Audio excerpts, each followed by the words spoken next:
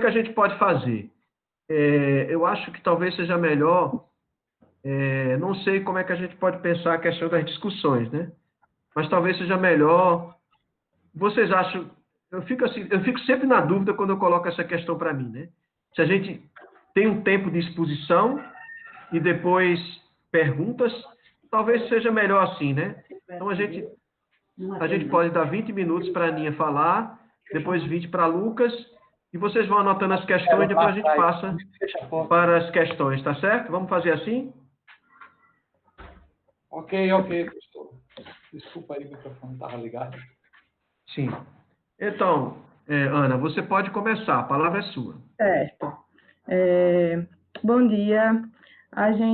Eu tinha conversado com o Lucas antes, a gente já tinha combinado meio que fazer isso, de eu começar a explanar sobre o assunto, principalmente porque é muito recente essa discussão para mim, né?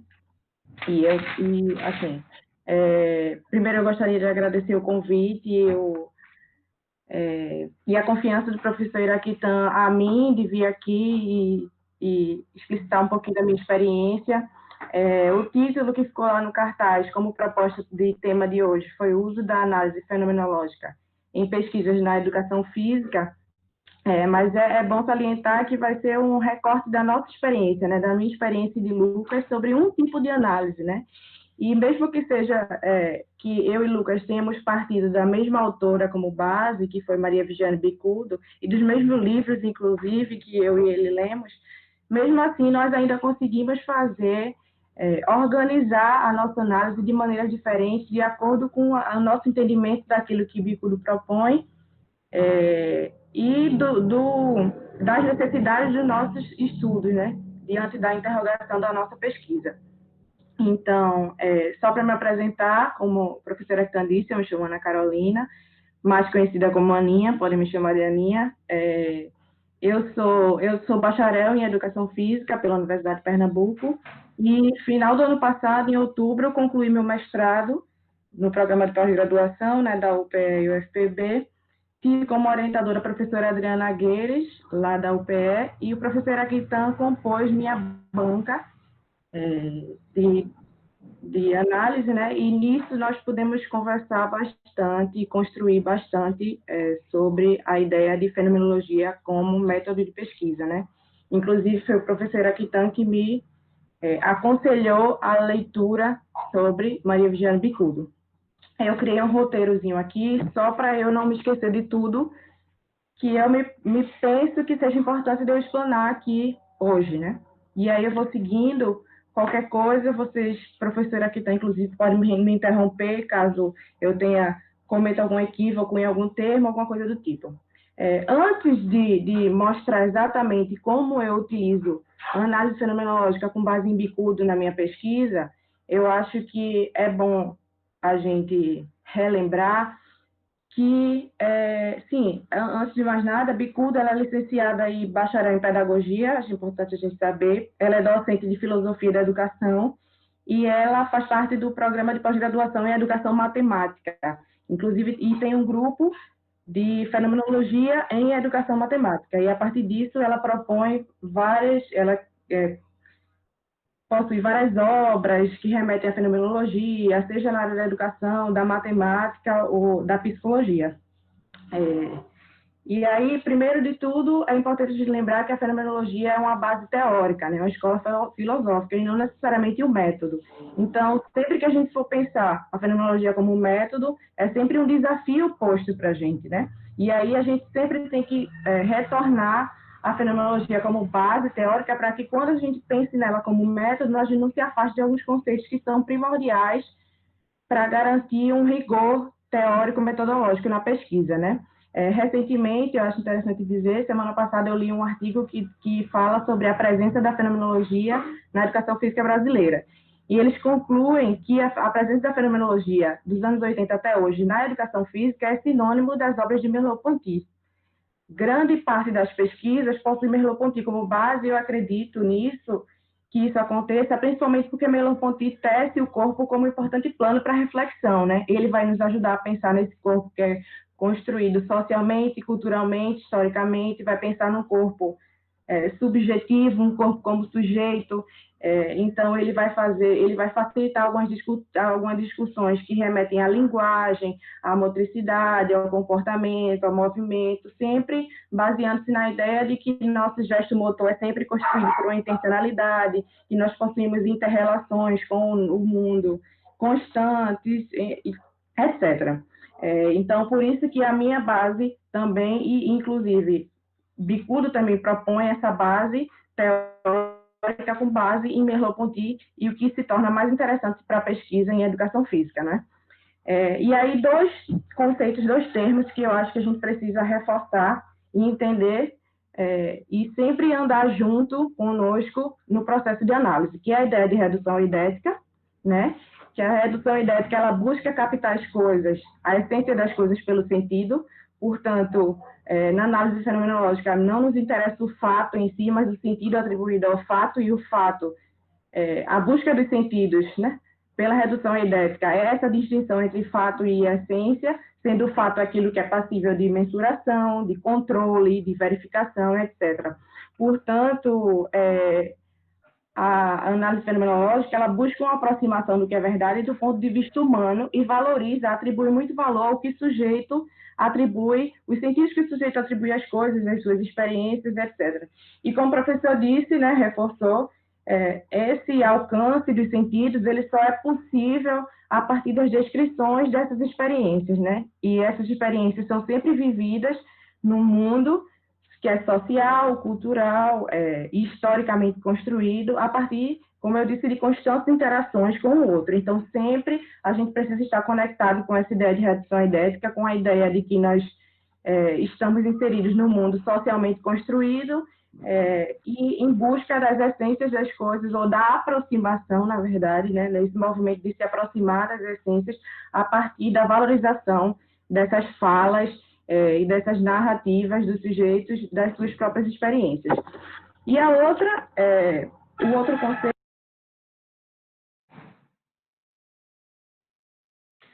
Seu microfone desligou agora. Foi.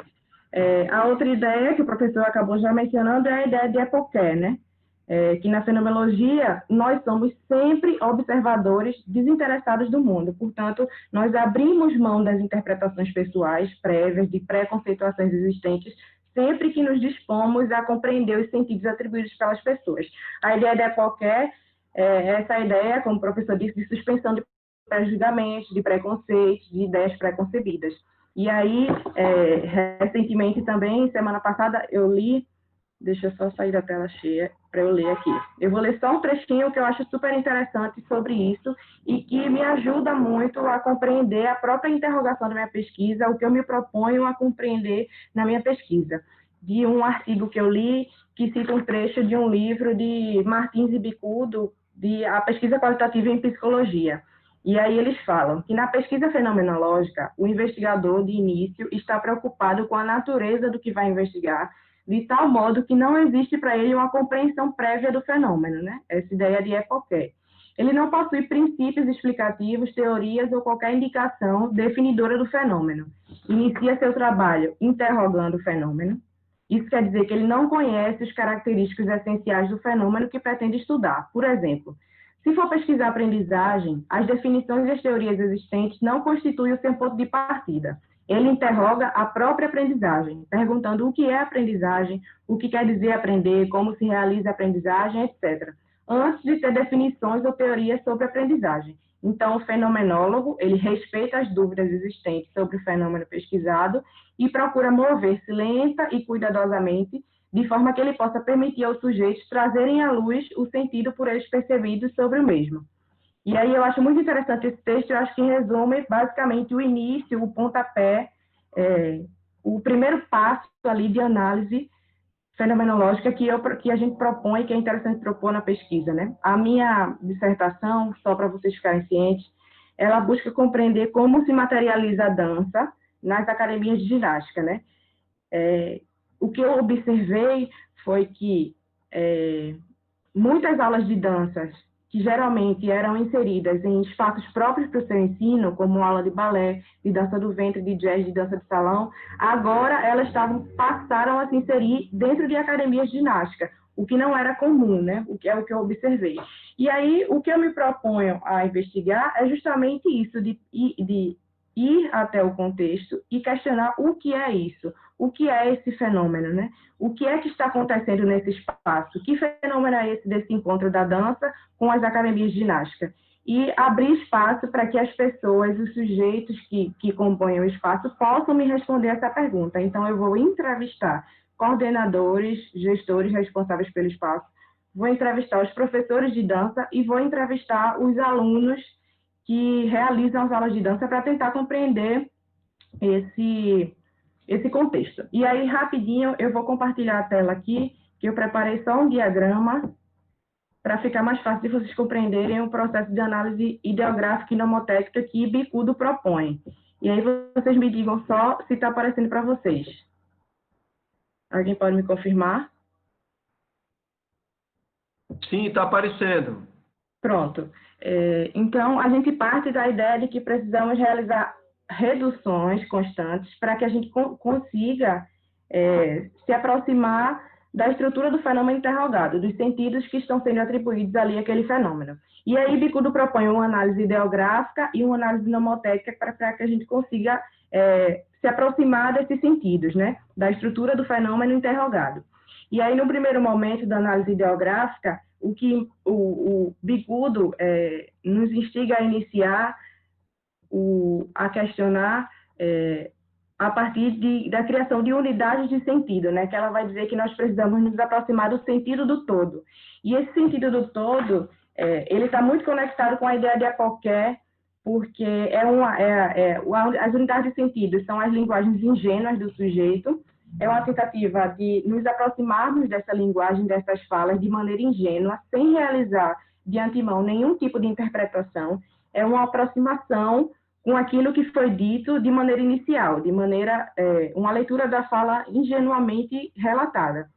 E aí, o que a gente faz nesse início são leituras constantes, recorrentes, o quanto achássemos necessários, que nos fizessem nos aproximar da fala e da experiência daquelas pessoas de maneira ingênua, sem realizar nenhum tipo de interpretação. Então, eu fiz leituras recorrentes das falas transcritas, né, pelos sujeitos analisados, e aí, no segundo momento, eu crio unidades de significados. Essas unidades de significados, elas estão muito conectadas com a interrogação da pesquisa. Então, a partir do momento que eu crio unidades de sentido, que são as leituras ingênuas e recorrentes, numa tentativa de me aproximar, né, do que foi dito, posteriormente, eu crio unidades de significados, que é uma tarefa de buscar trechos, buscar palavras, buscar parágrafos e que me digam um pouco, ou me pareçam explicar um pouco sobre aquilo que eu estou interrogando na minha pesquisa. Se nas unidades de sentido a Apoquer entra muito fortemente nessa tentativa de aproximação ingênua, né, sem nenhum tipo de interpretação, nas unidades de significado a gente já começa a fazer uma interpretação, sempre recorrendo à interrogação da pesquisa e destacando trechos que nós, pesquisadores, consideramos importantes para responder à questão proposta, né, a interrogação proposta pelo estudo. E, a partir do momento que eu destaco esses trechos, eu vou realizar, posteriormente, uma análise hermenêutica, considerando ou me questionando sempre o que significa esse trecho, o que é que esse trecho está querendo me dizer, o que é que esse sujeito está querendo me dizer quando fala isso, e considerando que a linguagem ela tem múltiplos significados, eu vou recorrer ao meu contexto, ao contexto que eu estou analisando, e tentar considerar o que é que ele está me querendo me dizer naquele momento, diante do contexto que eu estou explorando. E aí eu faço a unidade de significado, faço uma análise hermenêutica a partir desses trechos, né, que eu destaco, e no final eu crio asserções articuladas, que nada mais é do que o conjunto de todas essas análises, de todos esses trechos, num texto corrido, que vai me dar uma primeira base da estrutura do fenômeno, né? Um primeiro texto sobre o sentido daquele fenômeno. E aí eu vou passar para o segundo, para vocês entenderem como isso apareceu, como eu organizei isso na minha pesquisa. Aqui eu tenho a narrativa 1, um trecho da narrativa 1 analisada, do coordenador 1, Academia 1. E aí, aqui é a linguagem do sujeito, que na verdade eu nem precisava ter colocado aqui, mas só para facilitar para mim, que nada mais é do que a transcrição propriamente dita, a linguagem do sujeito da maneira que ele me explicitou. As unidades de significado são os trechos que eu considero importantes para responder a interrogação da minha pesquisa. E aí eu tanto divido em trechos, quanto eu grifo algumas palavras que eu acredito que estão querendo me dizer alguma coisa importante, né? O enxerto hermenêutico, que eu chamo, é a tentativa de compreender e interpretar o que essa fala está querendo me dizer. E aqui eu faço as seções articuladas, que é o trecho já analisado e interpretado daqueles sentidos que foram postos ali inicialmente na linguagem do sujeito. E aí, a partir do momento que eu faço isso em todas as análises, que, na verdade, a análise ideográfica é uma proposta de análise individual de cada sujeito, eu vou para a análise nomotética, que é uma tentativa de identificar o que é que se mostra em comum nesses diferentes individuais. Então, eu faço uma síntese integrativa de todas as narrativas que eu analisei ideograficamente, e eu busco por confluências temáticas, ou seja, eu busco por proximidades e divergências que aparecem ali nos diferentes individuais e que me respondem de maneira em comum, né? Justamente isso, o que é que se mostra em comum nesses diferentes individuais. A partir dessas confluências que eu vou analisando, né, as divergências e proximidades nas falas, eu crio categorias. E aí eu vou lá recorrer também ao material na íntegra. Eu crio categorias iniciais que eu chego a essas categorias justamente questionando, né, o que é que determinados trechos estão querendo me dizer. E aí eu identifico que, por exemplo, em alguns trechos, os sujeitos estavam me querendo dizer sobre os motivos de inserção da dança nas academias. Em outros, eles estavam me querendo dizer sobre como é o espaço para as aulas de dança na academia de ginástica. Num outro momento, eu identifico que ele fala sobre a visão da dança da academia. Nos outros, estão explicitando sobre um pouco da visão da dança dos professores. E aí, a partir do momento que eu crio essas categorias de análise, a partir da análise em comum dos diferentes individuais, eu venho aqui em cada narrativa e eu identifico. Como vocês viram, aqui eu enumero as unidades de significado só para facilitar isso aqui que eu vou fazer nas confluências temáticas depois. E aí eu vejo, por exemplo, na narrativa 1, unidade de significado 1, ele está me falando um pouco sobre, motivo de inserção da dança nas academias. 3, está me falando um pouco sobre a dança, o que a dança nas academias significa, e está me falando um pouco sobre divergências e proximidades entre os diferentes tipos de dança nas academias. E aí eu faço isso com todas as narrativas e unidades de significado de todos os sujeitos, e lá no final eu vou identificar o total de confluências entre as narrativas, né? Quantas vezes a categoria 1 aparece nas unidades de significados e assim sucessivamente. E aí é importante ressaltar que esse total aqui não tem uma intenção de quantificar esses dados, até porque não é a intenção da pesquisa generalizando, da pesquisa qualitativa no geral, né? É mais uma tentativa de facilitar o meu raciocínio lógico depois de compreender o que é que emerge mais, o que é que não emerge, como é que eu encontro ali, onde é que eu encontro nas unidades de significado o que está falando sobre determinado tema, é mais nesse sentido, de organização textual do que de quantificação de número de vezes que aquelas temáticas aparecem. E aí, ao final de tudo, eu vou criar mais uma vez categorias abertas, que Bicudo sugere, que são justamente as categorias que vão me responder, a partir de tudo isso que eu fiz, da análise ideográfica e da nomotética, tudo isso me conseguiu fazer com que eu respondesse o quê? Diante da minha interrogação. E aí, nesse primeiro momento, eu percebo que eu identifico os motivos de inserção e permanência sob perspectiva da academia, e eu identifico a concepção de dança identificada nas academias, sentidos e significados. E aí, isso é a aproximação que a gente consegue fazer desses sentidos, e aí eu trago, só para finalizar, essa ideia aqui que Correia traz no artigo, que é uma síntese das etapas que constituem o percurso da pesquisa, baseando-se nessa ideia de análise ideográfica e nomotética proposta por Bicudo, né? Inicialmente, existe uma pergunta norteadora. A partir dela, nós constituímos os dados. A partir da constituição dos dados e que nós temos as narrativas, né, transcritas, nós buscamos o sentido do todo, considerando sempre a época. A partir desse sentido, nós buscamos identificar unidades de significado, que é a análise ideográfica, e aí, no meu caso, eu trago um exercício hermenêutico para compreender o que está sendo dito ali na linguagem dos sujeitos, de acordo com o contexto que estão inseridos e o que eu questiono, né, o que eu expergunto. E, no final, eu realizo uma organização das sínteses do individual para o geral, que é a análise nomotética. E aí, a partir disso, é que vem, a partir do momento que eu já me aproximo, faço esse movimento de aproximação dos sentidos atribuídos pelos sujeitos, eu realizo, essa estrutura se integra-se numa perspectiva teórico-explicativa, né, que é o raciocínio lógico ali. A partir do momento que eu tenho esses sentidos, aí eu posso entrar em contato com diálogos com autores que discutem essa temática também, para tentar identificar, né, se esses sentidos que aparecem na minha pesquisa também correspondem se aproximam de outras bases teóricas, e aí, de certo modo, toda essa trajetória é que talvez nos garanta um rigor científico que tanto é questionado na realização de pesquisas com base fenomenológica, né? Basicamente, a minha trajetória na pesquisa foi essa. E aí, eu acho que eu posso passar a palavra para Lucas, e se surgir alguma questionamento depois sobre a minha pesquisa em si, que não ficou claro aqui, aí depois eu acho que a gente pode abrir para perguntas, só para não me estender. Eu agradeço imensamente a apresentação de Aninha, né? Eu acho que foi uma apresentação muito enxuta, muito sintética. Do mesmo modo, espero que Lucas também possa fazer isso para poder ter mais tempo para a gente conversar. Por favor, Lucas.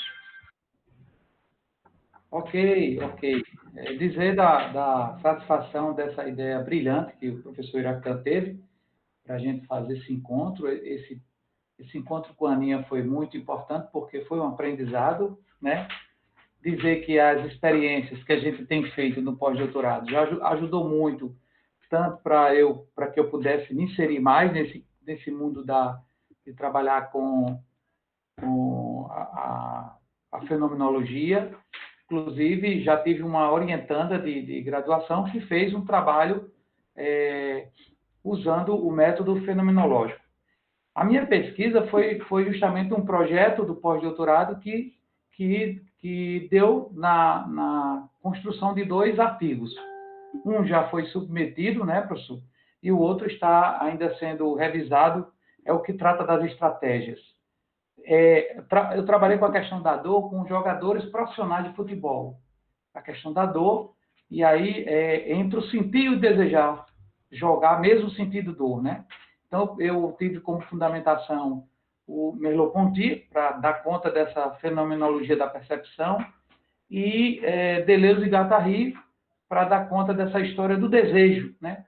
O desejo não como falta, mas o desejo como presença, o desejo que pulsa, e que os sujeitos são máquinas desejantes, e que mesmo com todas as limitações que se impõem em função dessa dor, os sujeitos vão lá e se superam para jogar, né? Para jogar futebol. Então, o primeiro artigo, vou trazer como exemplo, foram 4 questões formuladas para dar conta disso. Dessas 4, 3 serviu para o primeiro artigo que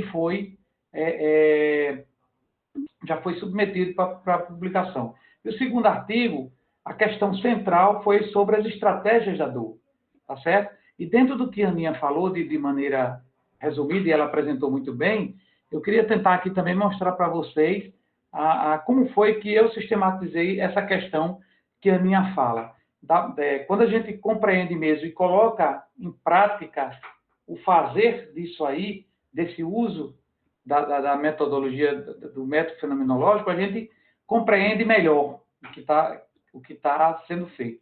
A maneira foi semelhante de sistematização, embora as denominações modifiquem de alguma maneira. Eu vou tentar apresentar para vocês aqui como foi que eu fiz, indo direto ao ponto, né? É tela cheia, não é isso, Aninha?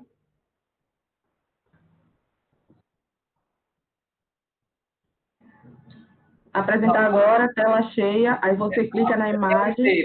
Tela inteira a apresentação, né? Você clica na imagem que quer. Ok. Apareceu aí para vocês? Sim, apareceu. Pronto. Então, Agora não. Agora saiu. Então lá vai Você eu. clicou em alguma coisa aí que Eu fiz uma besteira. já estava aqui já para apresentar. E depois você deve ter clicado em alguma coisa aí que deu... Foi. Vai agora.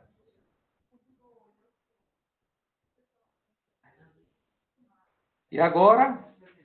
Ok. Pronto. Então, para a gente ter uma ideia, aquilo que ela chamou o telefone tocou aqui, deixa eu... Bem, vocês podem ver que eu fiz um quadro com 4 colunas, em que eu apresentei o sujeito, denominado como S1, até todos os entrevistados, foram 15 sujeitos. A descrição das narrativas, que é a linguagem do sujeito, essa primeira fala deles, propriamente dita, na íntegra. Depois vem a unidade de sentido, que é retirar, vamos dizer assim, as palavras-chave da fala do sujeito, e vem em seguida, como quarta coluna desse quadro, a rede de sentido. Nesse processo todo, se a gente prestar atenção, vamos passar. Isso aí foi para uma questão. Então, a gente trabalhei por quadro as 3 questões, com todos os 15 sujeitos, para depois daí, lá embaixo, vou mostrar a vocês, fazer essa síntese, tentando fazer o ponto de encontro entre os sujeitos, né? E a partir daí também, lógico, construir as categorias de análise. Construir as categorias de análise e fazer a alocação dessas falas, construindo a partir da rede de sentido e trazendo algumas passagens, as mais importantes ou principais no texto propriamente dito no artigo. Eu vou sair aqui desse exemplo que eu coloquei para vocês, certo? E a gente trabalha... Minutinho. Estou sendo atrapalhado aqui pelo telefone e isso é horrível. Pronto. Vocês estão percebendo aí como é que foi feito? Estão me ouvindo? Estamos lhe ouvindo, sim. Sim, Lucas, pode continuar. Ok. Vocês estão visualizando aí o que eu coloquei? Sim, estamos visualizando. Pronto. Perfeitamente. Então, pronto. Nós fizemos, dentro desse processo todo, para chegar ao texto propriamente dito, a redução, a gente passa por esse processo, né? Em que a gente tem o sujeito, tem a fala do sujeito, o sujeito é identificado com sua fala, e tem a unidade de sentido e tem a rede de sentido. Quando a gente junta faz o ponto de encontro dessas falas, a gente consegue fazer o texto base, produzir o texto base para começar a fazer a análise propriamente dita. Nesse processo ideográfico, a gente consegue construir as categorias abertas. Na construção das categorias abertas, a gente vai alocando essas falas de acordo com as categorias. E aí, eu queria mostrar para vocês o texto, né, dentro, que foi as questões que nortearam a produção desse texto, para a produção desse artigo, foram 3 questões básicas, que foi considerando toda a sua vivência no futebol, como você compreende a dor. A segunda foi descreva as vivências que você teve ou tem com a dor, enquanto jogador de futebol, e o que faz você desejar jogar futebol, mesmo sentindo dor. Então, como é uma pesquisa fenomenológica, não interessa a gente conceituar sobre dor, a gente querer entender o que já disseram sobre dor, mas a dor a partir do sujeito, a partir de suas experiências. Isso que é a pesquisa fenomenológica, né? É suspender tudo que já foi falado sobre a dor e esse desejo de jogar e partir da experiência dos sujeitos nesse sentido. Saí agora, não foi? Da apresentação? Foi, perfeito, saiu. Pronto. Então, na verdade, a pesquisa foi essa. Esse foi um artigo. O outro foram as estratégias de superação da dor. Jogar, mesmo sentido dor, ou criar estratégia de superação da dor. Então, a minha pesquisa, fundamentalmente, de maneira resumida, foi isso, e que trabalhei com a fenomenologia da percepção. Como a Aninha fez uma apresentação muito consistente sobre essas questões, eu acho válido a gente mostrar primeiro a experiência, acho mais válido a gente mostrar a experiência e como essa experiência foi desenvolvida. Então, seguiu esse passo a passo, partindo primeiro para o primeiro momento da pesquisa fenomenológica, que é ideográfica, e depois a nomotética, que é aquela fase de construção das categorias e de análise propriamente dita. Eu acho que, resumidamente, professor Iraquitã, seria isso que eu poderia trazer e ficaria mais à vontade para falar em cima das perguntas e dos questionamentos. Mas foi uma pesquisa muito válida, muito importante, foi de muito aprendizado e que eu estou colocando em prática nas orientações que eu estou com os alunos.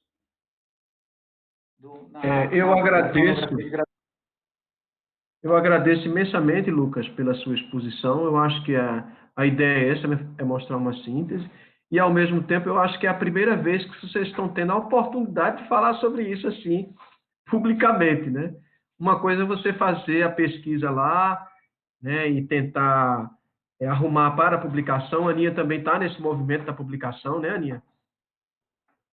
Na esperança que esses textos sejam aprovados pelas revistas, porque vocês vão ter acesso ao resultado delas, e aí também possa aprender. E, ao mesmo tempo, também Lucas e Aninha que apresentaram, eles podem se colocar à disposição também para pessoas que queiram usar o método fenomenológico na sua pesquisa, também poder caminhar nessa direção, né?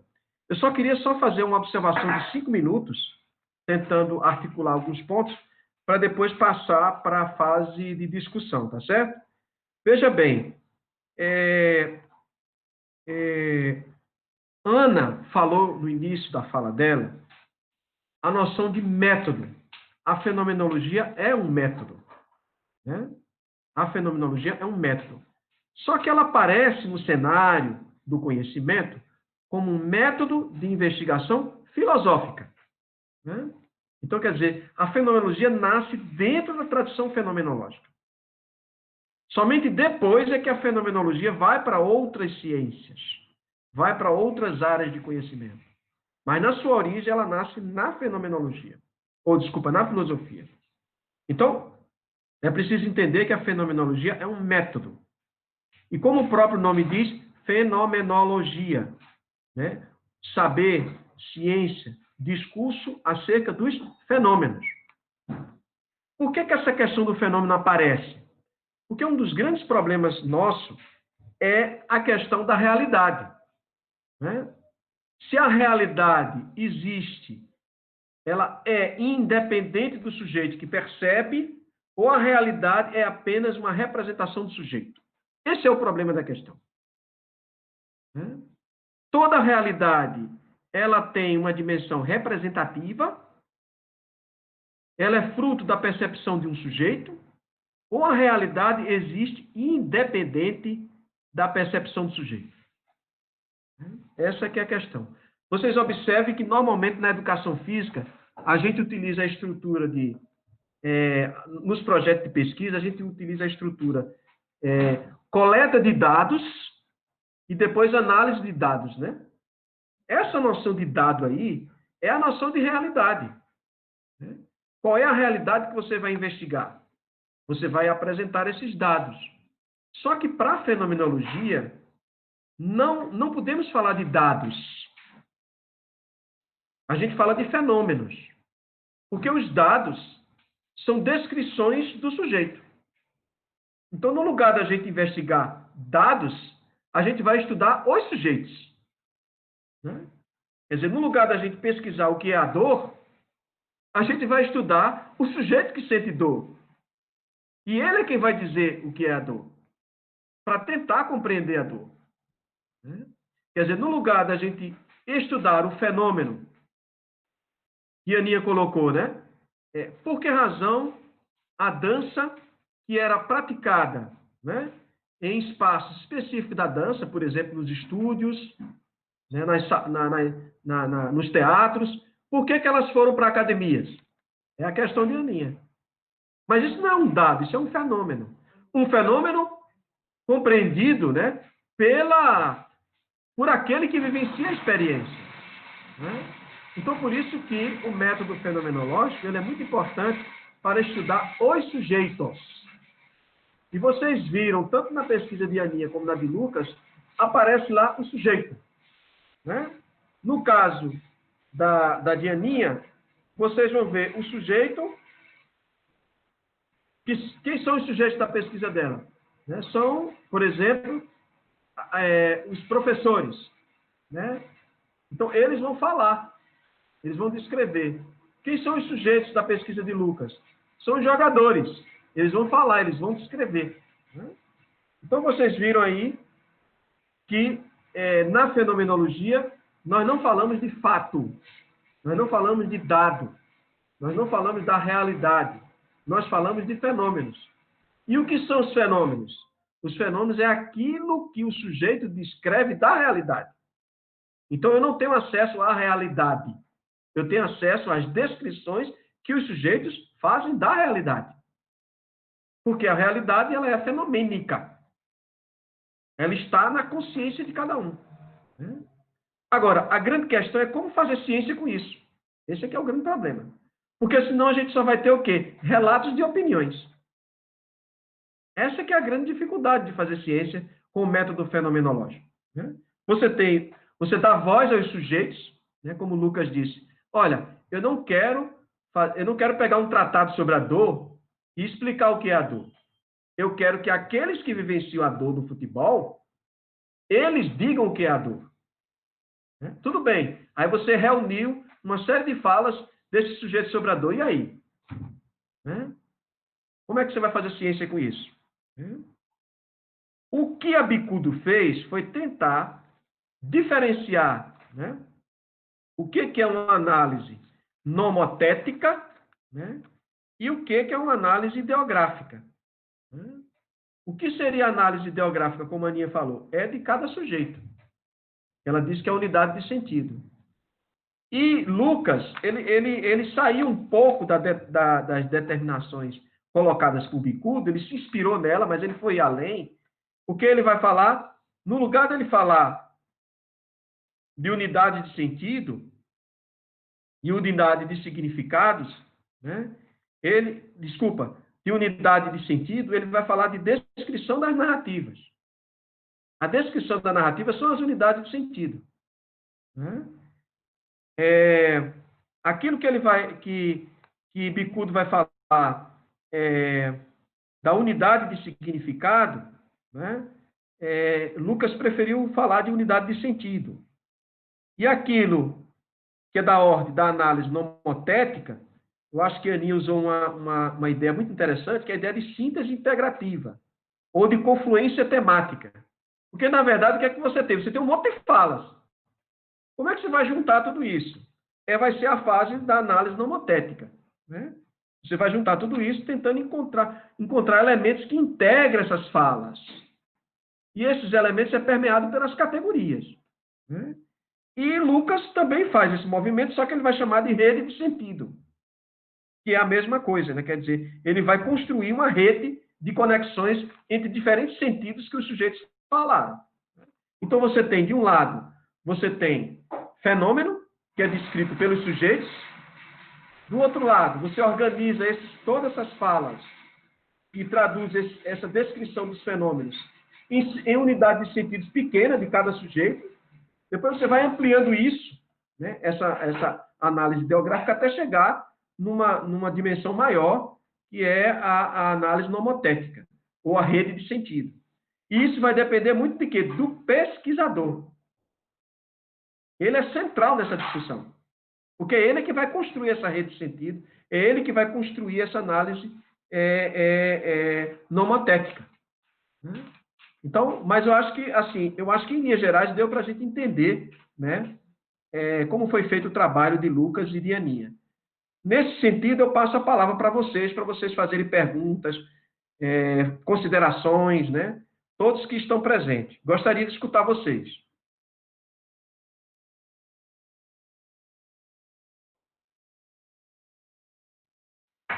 Eita, silêncio.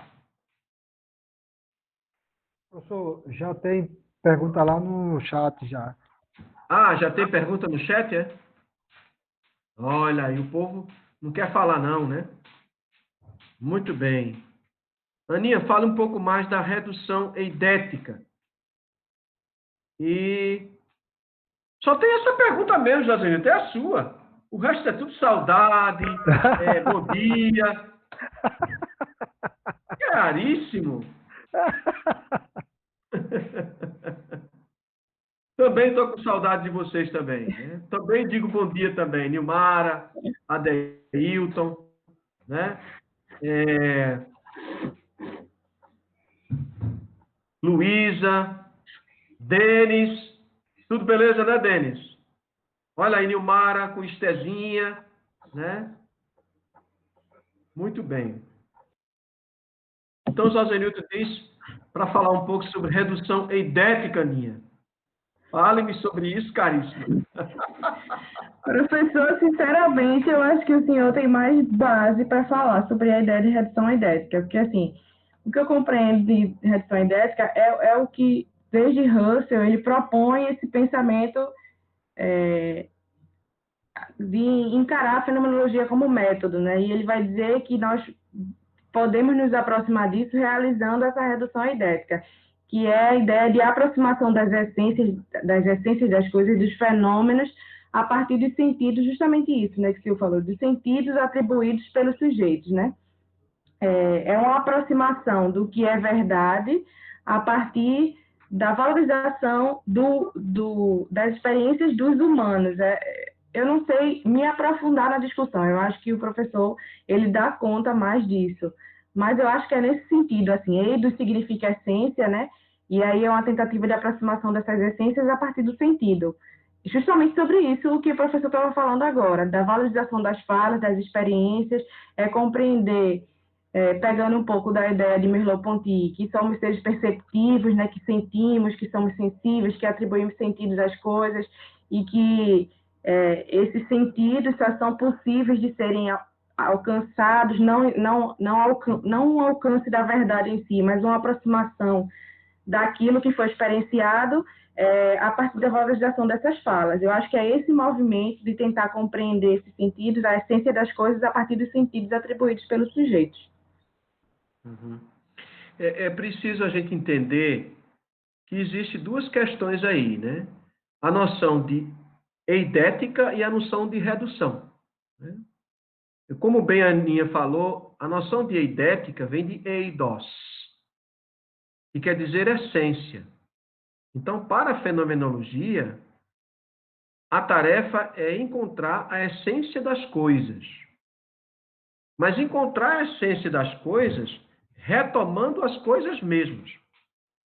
Porque a gente pode achar que está procurando a essência das coisas se afastando das coisas. Então, tomemos o exemplo da dor. Né? Qual é a questão para a fenomenologia? Saber qual é a essência da dor. O que é a dor? Essa é a pergunta. O que é a dor? Ou o que faz um jogador de futebol, mesmo com dor, continuar jogando? A gente quer saber a essência disso. Para os pesquisadores positivistas, eles não vão falar de essência. Eles vão falar do fato. Eles querem chegar ao fato. O que é a dor em si. Mas para pesquisar o que é a dor em si, eu teria que eliminar o sujeito que pesquisa. Como é que eu vou falar a dor em si? Se é sempre um sujeito que percebe a dor, que sente a dor. Então, eu não tenho como falar da dor em si.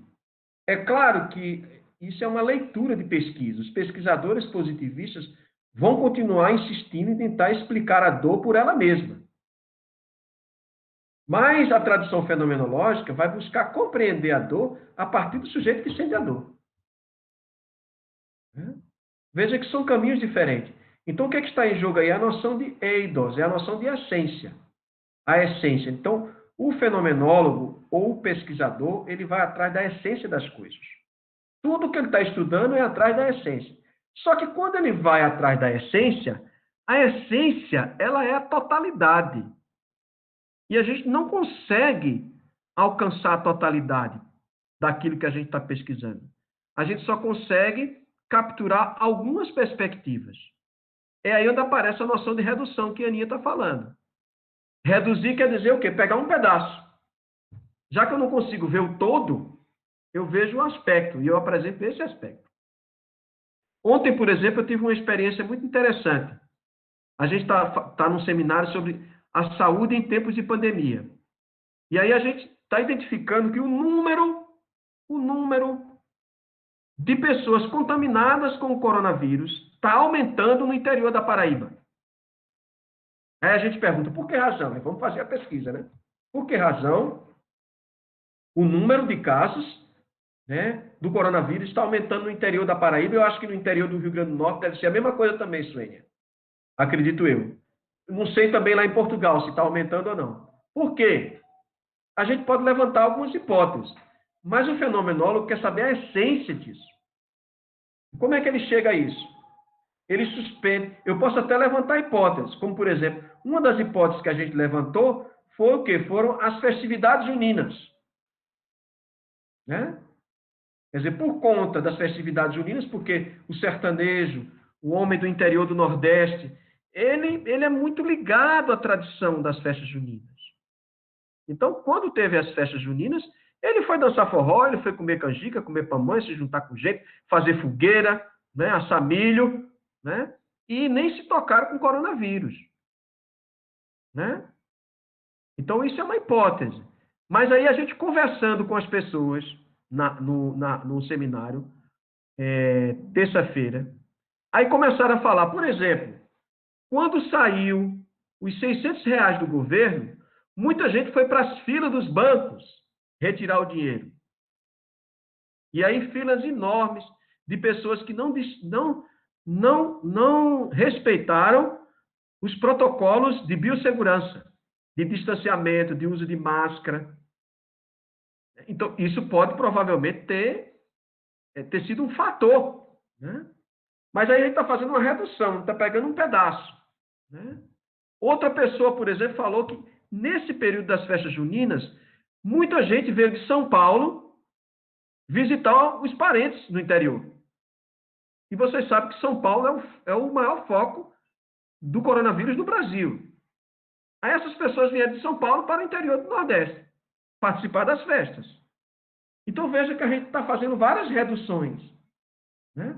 Então, essa rede de sentido que Lucas fala, ela é uma redução, porque você não tem como abarcar tudo. Né? Essa análise nomotética que a Aninha fala, é a tentativa de juntar tudo numa confluência, como ela diz, né? Numa síntese. Mas a gente não consegue fazer tudo. É sempre o quê? É sempre uma redução. É sempre uma perspectiva. Eu acho que essa noção de perspectiva ela é muito importante. Né?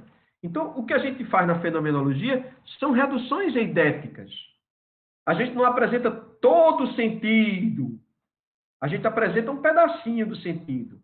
Uma redução. Um aspecto do problema. Né? Tem uma fala muito bonita que Merleau-Ponty faz no prefácio da Fenomenologia da Percepção, que ele diz assim, ele fala que a fenomenologia é uma ciência que busca as essências. Ou seja, ela é uma ciência eidética. Mas toda a essência tem que ser recolocada na existência. Porque se a gente for buscar a essência das coisas, a gente corre o risco de ficar só na mente da gente. E não vai para a vivência das pessoas. E essa vivência é a existência. A dor só faz sentido para mim se eu experienciei a dor. Né? E aí eu posso descrever o que é a dor, a partir de uma descrição.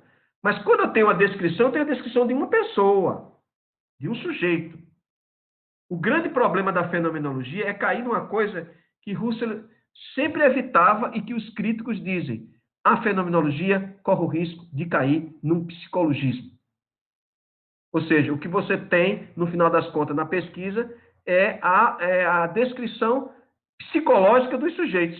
E você nunca vai alcançar a essência das coisas. Né? É uma acusação que se faz à fenomenologia. Mas o que a gente faz? A tentativa da gente é pegar essas opiniões, é apenas uma fase da pesquisa. As percepções, as descrições, a fala de cada sujeito é só uma fase da pesquisa. Depois é preciso reunir tudo isso numa síntese. Né? Numa síntese cuja natureza ela é categorial. Ela se reúne a partir de um conceito. Né? Porque uma categoria é um conceito. Um conceito que pode aparecer explicitamente na fala do sujeito, ou o pesquisador inventa esse conceito para reunir várias falas. Né? Não sei se mais alguém quer fazer alguma observação, alguma consideração, mas é isso. Eu queria fazer só uma colocação. Pois não, Lucas. Uma experiência interessante que eu tive fazendo a pesquisa com o método, com a fenomenologia da percepção, o método fenomenológico, foi que a análise em si, ela é uma análise muito enxuta, muito interessante, porque, embora você traga os autores para alguma sociedade importante, alguma instituição que fale sobre dor, só no sentido ilustrativo, no momento da discussão teórica, a análise em si ela é bastante enxuta, porque a gente trabalha com aqueles autores principais que fundamentam a discussão, que no meu caso foi Merleau-Ponty, com a fenomenologia da percepção, e o Deleuze-Guattari com a história do desejo, né? Do desejo. E alguns autores aqui, outros ali, que comungam da mesma ideia e tal. Então, você não fica buscando muita coisa para fazer análise. A análise fica enxuta e fica bastante interessante. Então, foi uma coisa que me chamou a atenção, pelo menos nessa experiência que eu tive. Eu queria fazer uma pergunta também. Posso? Pode sim, Tiago. Será um prazer, por favor. Então, eu sou professor num Instituto de Saúde e Biotecnologia, né? Então, infelizmente, eu não trabalho com pesquisas diretamente na filosofia e isso acaba eu me aproximando um pouco das ciências da saúde e eu achei realmente interessante a utilização do método fenomenológico nessas pesquisas, mas eu nunca usei, né? E ouvindo vocês falarem, isso me interessa bastante do ponto de vista profissional. E aí eu pergunto, acho que o professor Iraquitan até começou a falar sobre isso, mas o método fenomenológico ele tem um limite, né? Principalmente se usado nas ciências. E eu queria saber de vocês que utilizaram o método, qual é esse limite? Porque a gente sabe que a experiência do vivido, ela só é dada para o sujeito, né? Para o sujeito de forma imediata, para esse sujeito que faz parte do que Russell chamava do Lebenswelt, né, do mundo da vida. E assim, como é que eu adquiro as experiências descritas por esses sujeitos, que são o foco da minha pesquisa, e como é que eu passo disso, dessa descrição do mundo da vida, ou dessa experiência do fenômeno que o sujeito tem, como é que eu passo isso para análise científica? Como é que eu dou esse passo, né, para análise científica? Porque se a gente pensar Merleau-Ponty vai dizer que a fenomenologia é descrição, não é análise, né? Mas a ciência exige análise. Então, assim, eu encerro o método fenomenológico e inicio outro método, ou o método fenomenológico ainda me propicia fazer determinado tipo de análise que a ciência positivista exige hoje? Aninha e Lucas, vocês querem comentar alguma coisa? Vou deixar para o professor Iraquitan essa daí. Pelo amor de Deus. Mas, se eu posso comentar, eu lembrei de uma coisa aqui que eu não sei se faz sentido trazer à tona, mas assim, eu acho, de acordo com minhas leituras e com o meu tempo de dedicação às releituras, que é muito recente, que assim, a ideia da fenomenologia, ela é uma teoria muito compreensivista, né? A ideia da fenomenologia, ela busca compreender o que é ou o que significa determinadas coisas diante, como a gente já disse várias vezes aqui, da descrição dos sentidos atribuídos pelos sujeitos. Então, especificamente na minha pesquisa, eu busco compreender o que é aquilo porque eu não tenho outras discussões efervescentes sobre aquilo, sobre aquele contexto. E foi uma dificuldade que eu tive muito do início, de entender que eu não precisaria necessariamente ter, de início, dialogar com outros autores. Eu não precisaria ter bases, referenciais teóricos prévios sobre aquele contexto ali, sobre outros tipos de análises realizadas naquele contexto, porque eu estava tentando compreender o que era aquilo, considerando que não existiam estudos realizados em profundidade, ou até mesmo, eu pelo menos não identifico, numa perspectiva sociocultural, talvez biológica, talvez de compreender o efeito daqueles exercícios da dança no corpo, fisiológico, não sei o quê. Mas sociocultural, numa perspectiva sociocultural, eu não identifico. Então, o meu objetivo foi muito nessa tentativa de compreender o que era aquilo. E aí, o primeiro passo que a fenomenologia me permitiu e que responder essa interrogação foi nesse sentido de valorizar as experiências narradas por esses sujeitos, porque eu entendia que essas interrelações também conseguiriam me responder o que aquilo significava, né? São as pessoas que convivem, foram os responsáveis, os coordenadores que tiveram uma intencionalidade ao inserir aquelas danças ali. Os professores, eles têm uma história de vida, uma experiência de vida com dança, eles passam para aquele local, então a experiência deles ali vai me valer como resposta para a interrogação da minha pesquisa. Assim como os alunos também que experienciaram, eles têm motivos para estarem ali, eles criam significados e criam sentidos, e esses sentidos são importantes para a pesquisa qualitativa. A gente valoriza muito, né, a perspectiva do sujeito, porque a gente só vai compreender sobre cultura, sobre as construções sociais, se a gente for questionar e tentar se aproximar das perspectivas das pessoas, né? Assim, a fenomenologia, ela considera muito isso, né? Que nós, principalmente Merleau-Ponty, que nós somos um corpo situado no mundo e nós fazemos o mundo, né? Produzimos as experiências, nós somos responsáveis por isso. Esse corpo, ele é um corpo constituído de várias interações constantes, né? Então, a partir disso, surgem e emergem muitas questões que precisam ser analisadas, tendo as experiências e as coisas e os sentidos dessas coisas para eles. Sobre minha pesquisa talvez que na minha tese eu precise, porque assim, na minha pesquisa surge um pouco essa ideia de mídia, né? De que a mídia vai influenciar ali um pouco o contexto da dança, de que as coisas produzidas na mídia influenciam um pouco, né, a perspectiva daquele contexto. E aí a outra professora, Ana Paula Brahaminha, que estava na banca, ela até fala, né, talvez na sua tese você precise recorrer ali a Foucault, a uma análise de discurso, porque você precisa entender que existem talvez algumas relações de poder aí permeando esse contexto, né, que você analisou. E aí talvez seja o limite da análise fenomenológica diante da minha pesquisa seja esse. Eu uso a análise fenomenológica para compreender o que aquilo quer dizer, para estabelecer uma lógica compreensivista, interpretativista, né? E aí, a partir disso, eu percebo que existe ali construções sociais, né?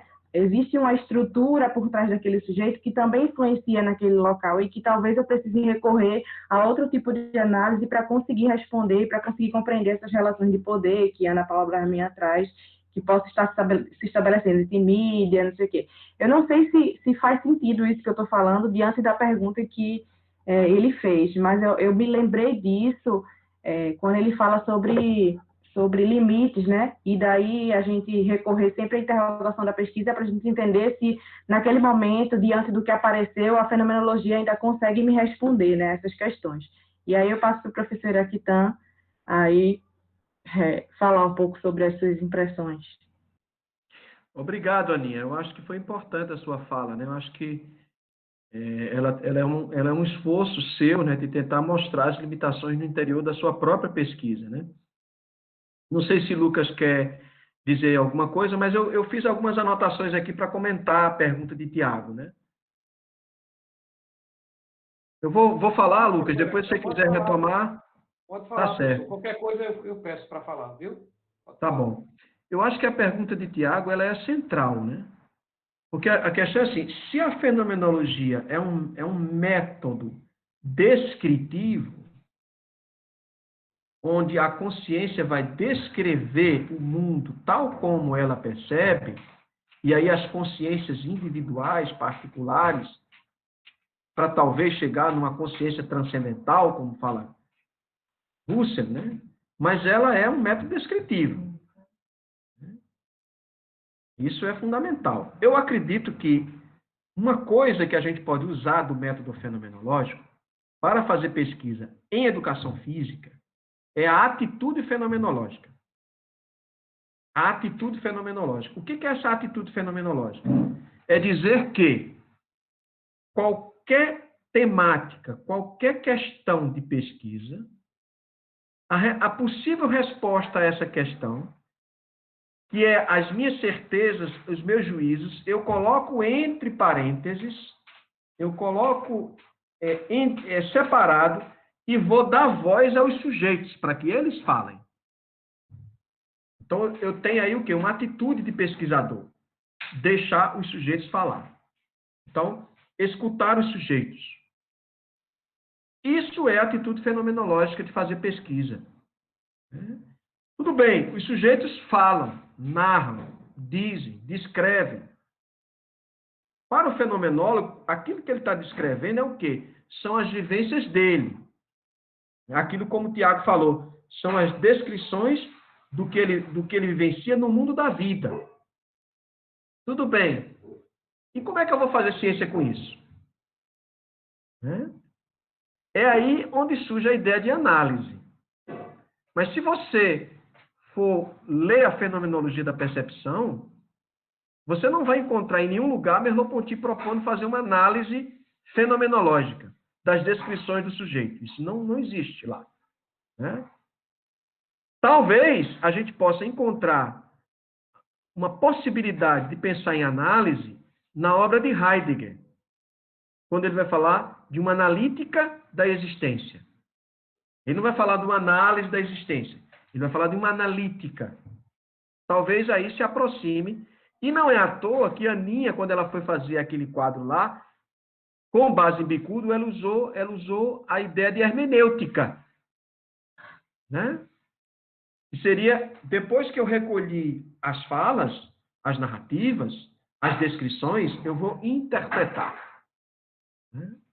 E é interessante porque essa ideia de hermenêutica, ela é uma tradição que também tem uma forte influência da fenomenologia a partir da filosofia de Heidegger. Né? Então, você tem razão. Eu acho que fazer pesquisa na educação física, usando o método fenomenológico, exige do pesquisador uma atitude fenomenológica. Que atitude é essa? Suspender todos os juízos que ele tem sobre aquele assunto que ele vai estudar e deixar o sujeito falar livremente sobre aquilo. Aí ele vai registrar essas falas, vai registrar essas narrativas. Aí agora o trabalho dele vai ser muito mais hermenêutico, interpretativo, analítico, do que propriamente, vamos dizer assim, manter-se ainda ligado a uma perspectiva fenomenológica da descrição dos fenômenos. Ele vai ter que adotar uma postura interpretativa. Né? Mas antes disso, professor, antes dessa hermenêutica, não seria preciso, e aí, seguindo a fenomenologia, a gente ingressar aí na relação de intersubjetividade entre o sujeito pesquisador e o pesquisado? Porque aí você ainda continua um pouco nessa esteira da fenomenologia, né? Para, a partir daí, talvez, fazer com que o próprio pesquisador retorne ao mundo vivido. Eu não sei se é uma interpretação maluca que eu estou fazendo, mas, assim, me parece que essa hermenêutica que se faz com os dados da descrição do sujeito, além de retornar a um psicologismo, pode saltar da fenomenologia, né? e ir para outro lugar que não é fenomenologia, e isso precisa ser delimitado. Uhum. Na verdade, talvez a gente possa transformar a sua pergunta dos limites para quais são os riscos de não ser fiel à fenomenologia, né? Quer dizer, se apropriar da fenomenologia para usar a fenomenologia na educação física, a gente corre o risco de não ser fiel ao método fenomenológico, né? Mas só um minutinho, Marcelo. Só que você coloca uma questão muito interessante, que é a questão da intersubjetividade, né? A gente falou muito do sujeito que fala, né? Mas o sujeito que fala, ele é mobilizado por um sujeito que pergunta, que é o pesquisador, né? Então você tem razão. Tanto que essa atitude fenomenológica, ela é exigida do pesquisador, né? Então, é por isso que eu valorizo as entrevistas no laboratório. Por quê? Porque a entrevista vai possibilitar você criar um campo de interação entre sujeitos. E é interessante, porque normalmente a gente diz assim, sujeitos da pesquisa. Quem são os sujeitos da pesquisa? São os jogadores de futebol.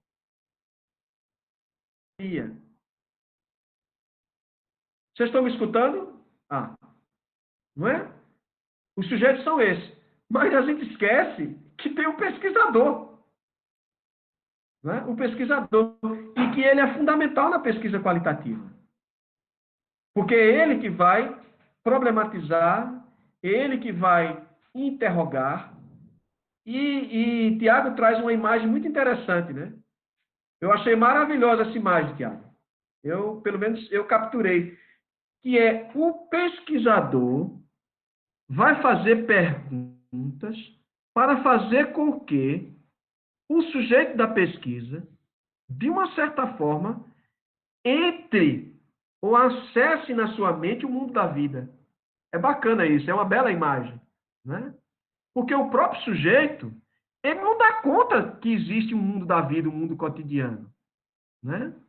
Ele vai dar conta a partir da questão que o pesquisador vai fazer. Por isso que a pesquisa fenomenológica, ela é fundamentalmente intersubjetiva. Você tem razão.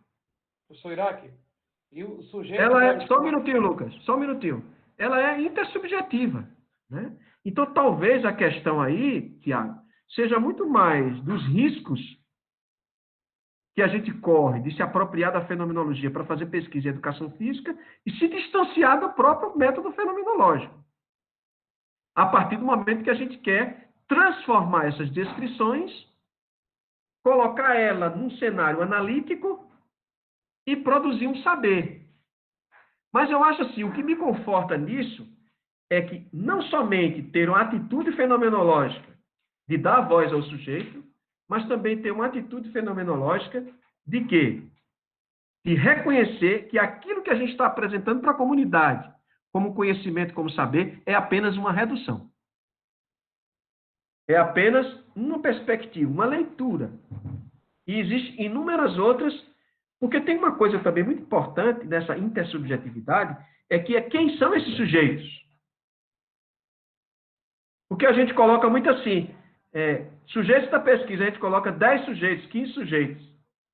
Mas se você for entrevistar, né, esses sujeitos forem mulheres, homens, né, negros, condições sociais baixas, isso vai determinar nas falas, as condições sociais, né?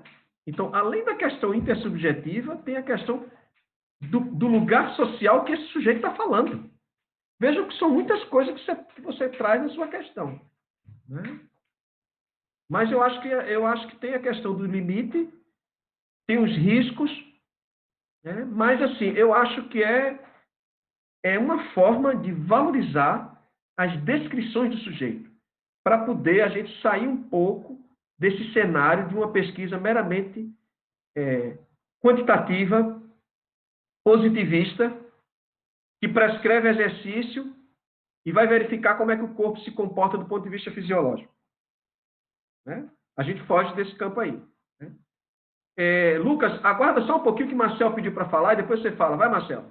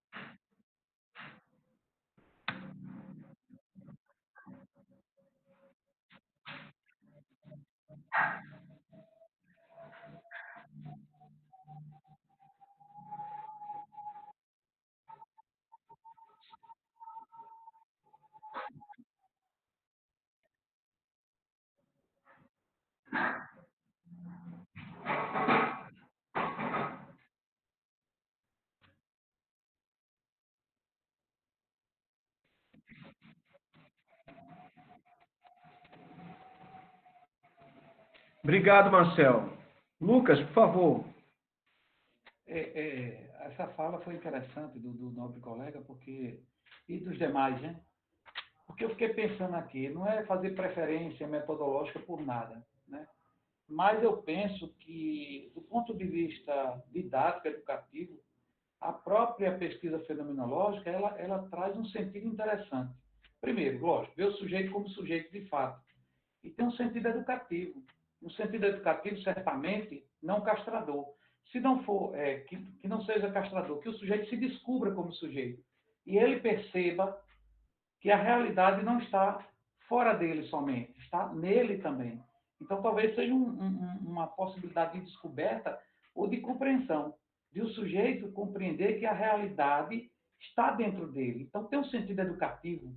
Penso que a pesquisa ela tem um sentido, direto ou indiretamente, de, talvez, de certa maneira, libertar o sujeito para ele se sentir sujeito. Porque tem determinadas pesquisas que a pessoa é, de fato, tratada como objeto. Não estou querendo criticar o tipo de fazer pesquisa, o tipo de fazer ciência. Mas, muitas vezes, a pessoa é tratada como objeto. Porque quando pergunta apenas para você responder o questionário no sentido de quantificar, o sujeito está limitado, o próprio sujeito, nesse processo de inter-relação do pesquisador com o pesquisado. Vejo dessa forma. Eu fiquei pensando um pouco aqui, Tiago, e Lucas e Aninha e todos vocês, evidentemente, Marcel, José Nilton, que fez questões, eu fiquei pensando assim, como acessar o mundo da vida do outro? Como ter acesso ao mundo da vida do outro? O que é o mundo da vida? O mundo da vida é o mundo da experiência, é o mundo da vivência, é o mundo que cada um experimenta, o mundo que cada um vivencia. Como acessar isso? Como entrar em contato com o mundo da vida do outro? A gente tem um meio de fazer isso que é a linguagem. Só que a linguagem, ela apresenta todo o mundo da vida de maneira segunda. Porque o mundo da vida vai cair no campo da representação. Eu não tenho... como Marcel disse, aquilo que é da ordem do estesiológico, do vivido, do sentido pelo corpo, eu só tenho acesso pela linguagem, né? Do outro, né? E até a minha mesmo. Eu só consigo compreender se eu der nome. E quando eu dou nome, há um certo distanciamento aí daquilo que eu presenciei com aquilo que eu representei por meio da linguagem, né? Não sei, é uma coisa difícil, mas eu penso que talvez o que a gente possa compreender desse modo de fazer pesquisa seja exatamente isso. Quer dizer, a fenomenologia nos dá a possibilidade, dentro de certas limitações, de acessar o mundo da vida dos sujeitos. Por meio de quê? Por meio de questões, de perguntas, que mobilizem eles falarem livremente, sem estar preso a juízos pré-determinados. Isso é importante lembrar, porque se o mundo da vida, e aí o mundo que o outro experimenta, não fosse acessível a mim, a gente cairia no solipsismo, né? De Descartes. Sim. Portanto, a intersubjetividade faz com que esse mundo da vida do outro seja possível para mim, porque nós participamos do mesmo mundo, apesar de termos experiências com ele de maneira diferente, não é? Mas todos nós participamos do mesmo mundo. Então, é por isso que eu acho importante esse movimento de reduzir, deixar entre parênteses, acessar a experiência do outro através da linguagem, mas depois o movimento reverso é importante. É fazer com que o sujeito se volte novamente para o mundo da vida. É o que Merleau-Ponty dizia de voltar às coisas mesmas, né? Esse movimento é o mais importante do ponto de vista da pesquisa aqui, e talvez não como resultado científico, mas como experiência de vida, de fato.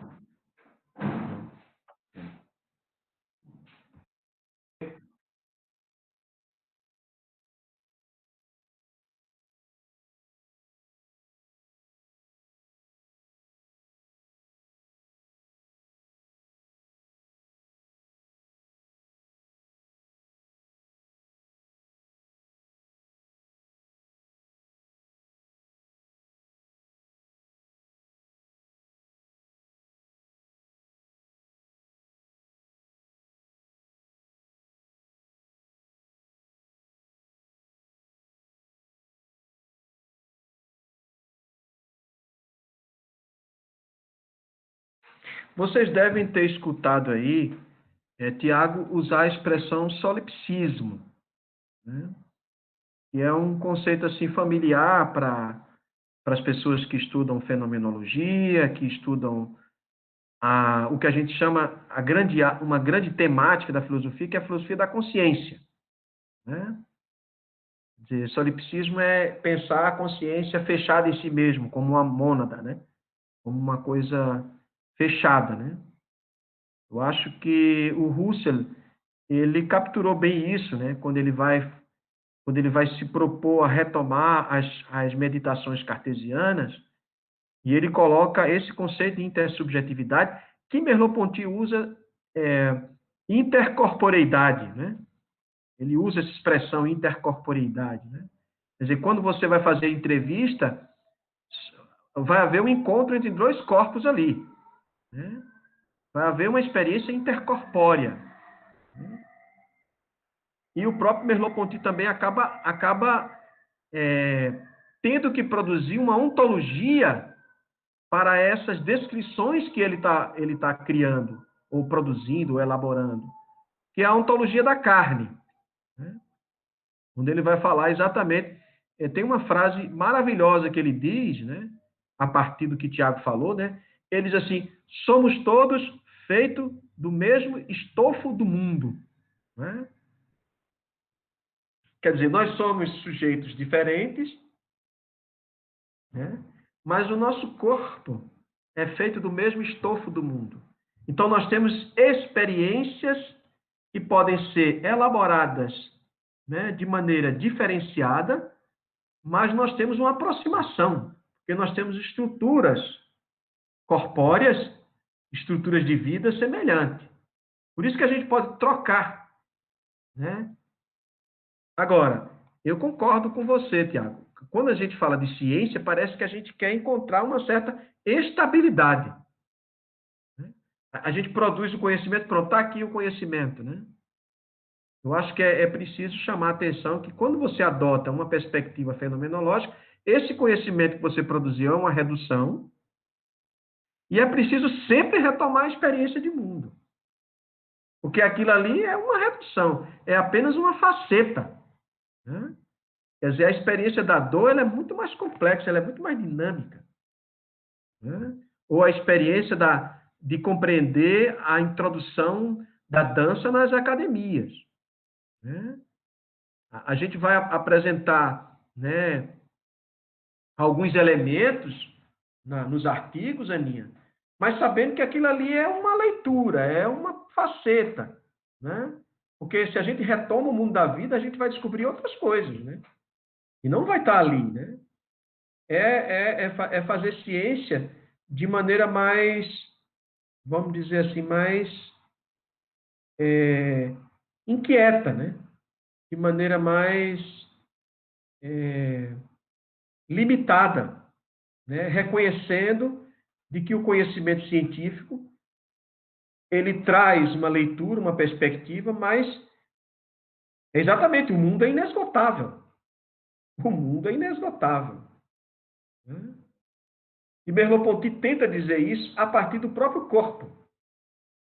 Ele não faz só elaborações metafísicas para dizer isso. Ele vai dizer o próprio corpo é limitado. Porque a grande questão que está em jogo aqui é a elaboração do pensamento. Mas para Merleau-Ponty, o pensamento é elaborado a partir das vivências do corpo. O que é primeiro é a nossa relação corporal com o mundo, não é o pensamento. O pensamento vem depois. Só que a ciência, ela trabalha sobretudo com o pensamento, porque ela procura ser universal.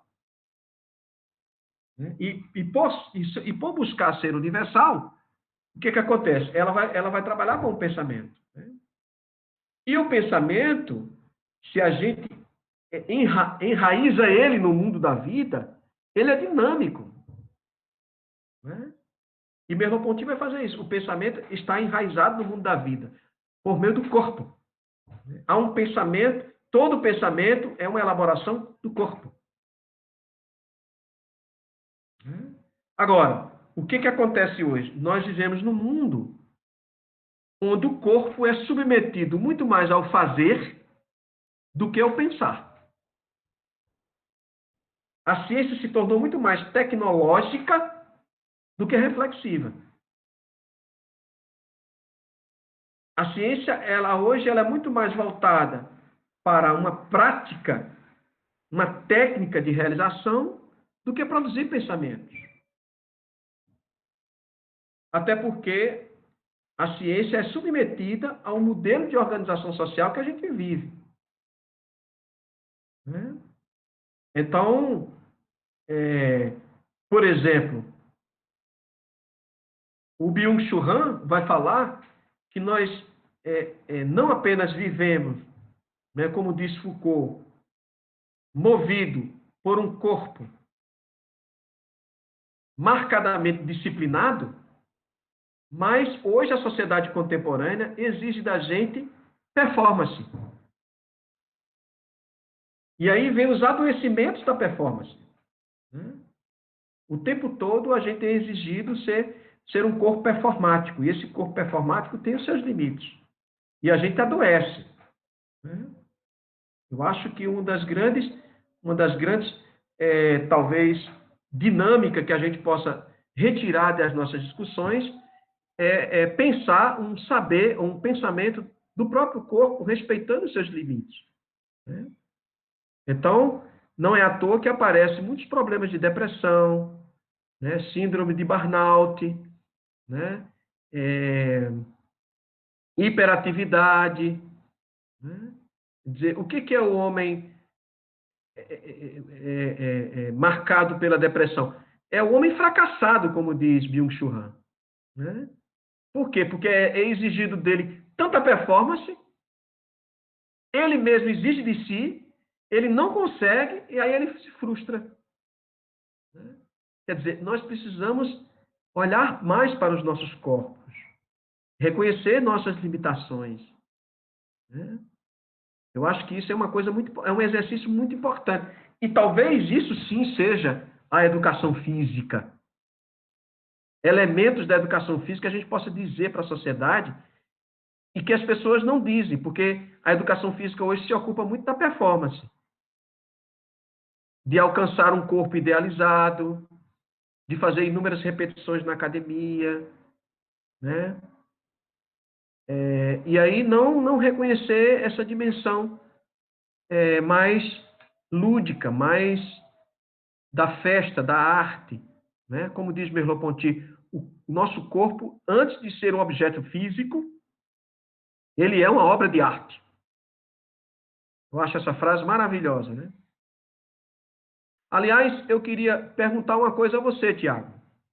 Se você topa juntar os dois grupos, o grupo da filosofia da percepção e o grupo do laístes, numa única reunião para você apresentar as problemáticas da sua tese e como é que você está pensando a sua tese nesse momento. O que é que você acha? Eu topo. É bom, apesar de que eu estou num momento assim meio estagnado da minha pesquisa, eu não sei se, acho que todo mundo sente isso, a gente ter prazo definido, isso é um problema tão grande para quem está preocupado em pensar as coisas de uma maneira, de qualquer maneira, né? O Aham. prazo acaba por delimitar a nossa potência de reflexão. Isso tem me deixado meio estagnado, Você mas tem que. a Quais são discussão os é boa. passos que você tem que fazer da pesquisa nesse momento? Do ponto de vista Então, de prazos. nesse momento eu tenho que tirar de dentro de Merleau-Ponty uma teoria do olhar, né? Do olhar diferente da visão, né? Esse é o passo que eu estou agora, estou tentando, eu já fiz isso, comecei com a dúvida, Cezanne, agora eu estou indo para a fenomenologia, voltando para a fenomenologia da percepção, para tentar tirar esse conceito de olhar e tentar estruturar uma teoria do olhar que Merleau-Ponty não propôs, né, mas que parece estar lá. Uhum, uhum. Mas assim, eu digo em termos de prazo, quais são os prazos que você tem que vencer? Professor, o prazo já passou, né? Já passou? Já, inclusive, já passou. Era para ter terminado já no mês passado. Terminado o Então, quê? A tese toda? não, terminado essa parte. Terminado Sim. essa parte, essa primeira parte de Mas desenvolvimento lá no do programa projeto. não tem uma qualificação, não? Não tem. O que que tem? Como é que são Não, os. então, é um pouco diferente. Aqui o programa não tem disciplinas e o primeiro ano a gente tem que só apresentar o projeto definido, né?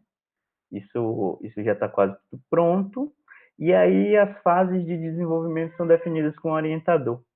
Não tem nada muito pragmático no que se refere à instituição, não. Sim. A qualificação vem, uma qualificação em 2 anos, Uhum. no segundo ano, mas no geral é tudo muito aberto. Sim. E você tem que defender a tese até quando? Eu, por obrigação, né, da UFAM, porque a minha licença para estudos da universidade, ela vai até 2023, eu tenho que defender até março de 2023. Sim. E isso contabilizando 3 anos ou 4 anos? 4 anos. Ok. Porque, veja bem, é interessante, essa discussão do olhar, a teoria do olhar em Merleau-Ponty, ela é muito interessante, né?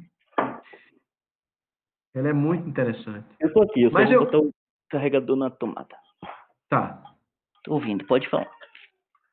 Uma coisa que me marcou muito, deixa eu só dizer uma coisa para vocês. Tiago está falando lá de Portugal, viu? Ele não está no Brasil, não. Ele está fazendo uma tese lá em Portugal, uma tese em filosofia, né? Ele está na cidade de Coimbra, não é isso? Isso. Está na cidade de Coimbra, que é uma cidade maravilhosa. É lá onde começou o pensamento universitário em Portugal. Acho que a primeira universidade de Primeira Portugal universidade. e uma das primeiras da Europa, né? Sim. Mas, Tiago, uma coisa que me ajudou muito a pensar sobre essa questão é uma frase dita por, por um fotógrafo cego chamado Bavica. Você já ouviu falar, né? Sim. Pronto. Bavica, ele diz assim, mais ou menos assim a frase. O acidente que eu tive, né, me fez perder a visão, mas não perdeu o olhar. Essa frase assim marcou a história do meu pensamento, né? Como é que um fotógrafo é cego? Né? É claro que o Bavica é uma pessoa que já teve visão. Isso é um dado importante, né? Então, quer dizer, alguém que já teve visão, já teve. O mundo da vida dele é diferente de um que nunca teve visão. Então, ele já teve visão. Ele já teve a experiência de ver. Só que por conta de um acidente, ele perdeu a visão. Aí diz assim, eu perdi a visão, mas não perdi o olhar. O que ele quer dizer com isso? Né? Essa frase é dita num documentário, é um filme, sei lá como é que a gente chama isso, chama-se Janelas da Alma. Não sei se vocês já viram esse documentário. Você já viu, né, Tiago? Não. Ah, cara, procura ver se você consegue na internet. É um documentário fantástico, maravilhoso, que conta histórias de pessoas que têm dificuldade de ver, né? Então você vai ver entrevista com ele, com Bávica, vai ver com aquele músico Hermeto Pascoal, né? Inclusive Hermeto Pascoal diz que tem um olho aqui, né? É maluco o cara, né? Ele tira som de tudo, né? Hermeto Pascoal. Eu acho que tem um vereador cego, né? De Belo Horizonte, né? Que conta uma história fantástica, que ele entra no mar para tomar banho com a filha, e ele cego. Ele vai para dentro do mar com a filha, pequena, né? E de repente a filha escorrega dele, né? E ele consegue pegar a filha, né? É uma coisa emocionante ele descrevendo isso. Mas essa frase de Bávica marcou a minha forma de pensar, né? Quer dizer, como é que alguém deixa de ver, mas permanece olhando? O que ele quer dizer? O que é olhar aí? Né? E aí ele vai explicando, né, como é que ele produz as fotografias, mesmo não enxergando mais. Eu acho que valia a pena você ver isso. Quem sabe isso abre uma possibilidade de lhe tirar desse bloqueio, ou lhe perturbar mais ainda, né? Mas eu vou ver, vou procurar. Mas assim, se você topou, então a gente vai conversando para a gente preparar isso, né? Você sugere um título para essa fala? Por enquanto, não. Por enquanto, não. Certo. Mas poderia ser alguma coisa sobre o olhar, né? Sim, sim. Que talvez vai exigir você a pensar sobre isso, né? Isso. E é interessante que vai lhe colocar um pouco na história da sua vida, né? E você vai entrar em contato com alguém que é fotógrafo, mas que não vê, né? Só um minutinho, que agora sou eu que tenho que procurar o cabo da bateria. Só um segundo. Eu vou aproveitar, já que o silêncio vai pairar, a agradecer a vocês por me receberem no grupo, nesse momento. Agradecer a Lucas e a Aninha pela possibilidade que me deram de aprender hoje uma coisa nova de aplicar no meu trabalho. E eu vou tentar. Eu, inclusive, quero ler essa dissertação para tentar, Aninha, para tentar entender como você aplicou esse método, No para eu grupo, também poder tá falando utilizar. alguma coisa? Tô só agradecendo a acolhida do grupo. Muito obrigado. Tá falando alguma coisa, Tiago? Tô sim, professor. Estava agradecendo a eles pela oportunidade de estar aqui e ouvir vocês. Ah, tá. Mas assim, nós, no grupo de filosofia da percepção, nós resolvemos, a partir de uma indicação de Merleau-Ponty, né, de que a estética, antes de ser uma teoria do belo, ela é uma teoria do sentir, né, e é justamente por conta dessa ideia de uma teoria do sentir, né, que a Terezinha Petrúcia vem avançando suas pesquisas para falar de uma estesiologia, né, como se fosse uma forma de pensar, né, pensamento estesiológico, né, que Marcel falou, né, mas a gente resolveu estudar todos os textos clássicos sobre estética na filosofia, né. É um trabalho sem fim, a gente já vem há anos perseguindo isso, e aí, nesse momento, a gente está terminando de ler A Salvação do Belo, do Byung-Chul Han. E talvez depois a gente vá ler a Metafísica do Belo, de Schopenhauer, né? O grupo se reúne nas sextas-feiras, agora online, né? De 10 ao meio-dia, né? Mas já faz 2 sextas-feiras que a gente não tem, a passada e essa, porque essa vai ser a qualificação da dissertação de Tatiane, né? Mas aí, Tiago, eu fiquei feliz de você aceitar esse convite, né? Vamos acertando aos poucos, né? Mas uma fala leve, uma fala tranquila, assim, uma coisa de 30 minutos, você falando mais sobre as suas inquietações, e quem sabe a gente aqui possa lhe ajudar, tanto o pessoal da filosofia como o pessoal da educação física, né? Eu lhe agradeço imensamente de ter vindo, né? E espero que o nosso projeto Canadá dê certo, né? Aninha, gratidão a você por ter topado fazer isso. Foi maravilhosa a sua exposição, né? Adorei essa ideia de buscar uma confluência, né? Uma síntese integrativa das diferentes falas, né? Em torno da construção de categorias, né? Acho que é isso, né? Quer dizer, dar voz aos sujeitos, saber que aquela fala deles expressa o sentido que eles doam àquilo que você está estudando. Depois você vai construindo as unidades de significado até chegar a essa unidade maior, que é você mesmo que constrói a partir dessa síntese integrativa, né? Que, de repente, Aninha, se você quiser, com o passar do tempo, talvez num trabalho de tese, você pode até abandonar essa ideia, né, de análise ideográfica e análise nomotética, se inspirar na ideia e criar outra terminologia, né?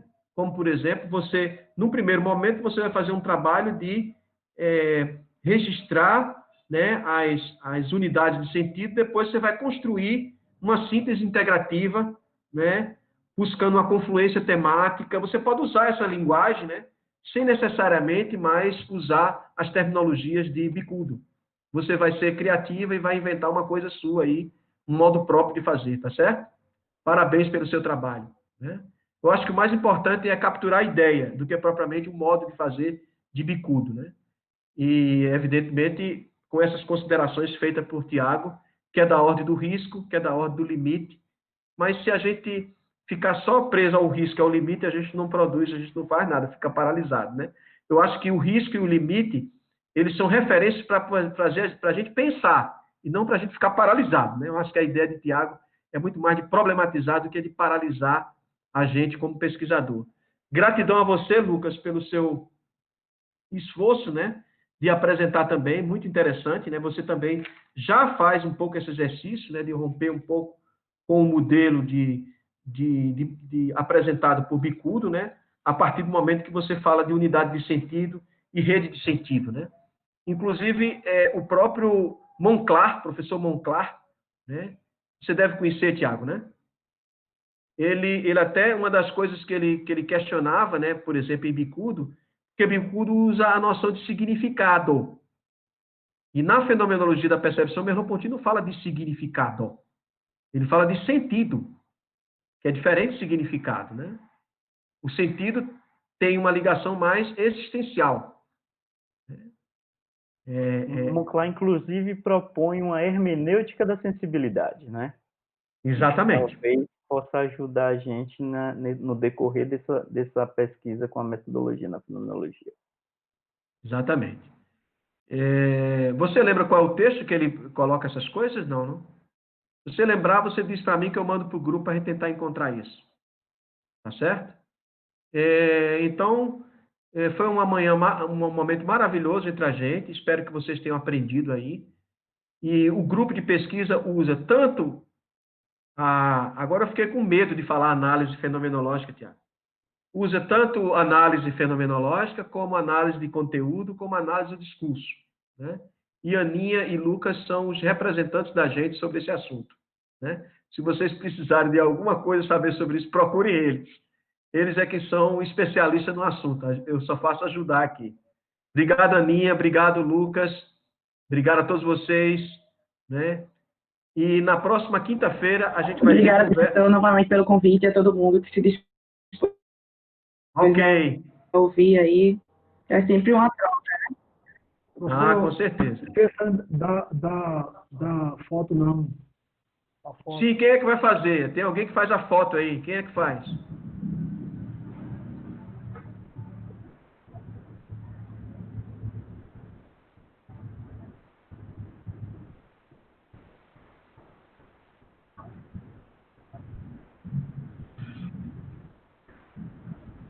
Sim. Esse de hoje foi gravado, Marcel? Ah, que maravilha. Luciano, você quer dizer alguma coisa? Tô arrumando o cabelo para poder fazer a foto. Bom dia, turma. Tudo bem com vocês? Muito rico o encontro, foi muito bacana. Sem contribuições, só agradecer. Ah, que legal. Porque eu vi seu microfone aberto, eu disse, Luciano quer dizer alguma coisa. Não, para Mas- agradecer. Ah, que legal. Bacana, Luciano. Que bom. Que bom, Luiz, Adeilton, tá todo mundo aí, José Nilton, Aninha. Né? Estamos 12 pessoas. Quem é que vai fazer a foto?